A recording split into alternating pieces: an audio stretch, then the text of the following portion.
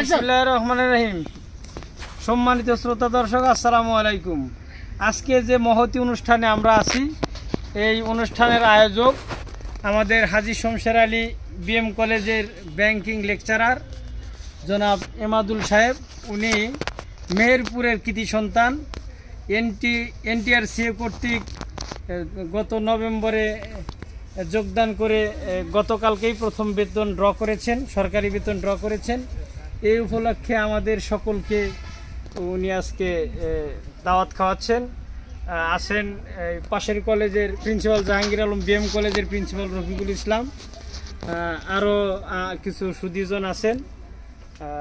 তো এই রেওয়াজ চালু হয়ে যাক সকল কলেজে।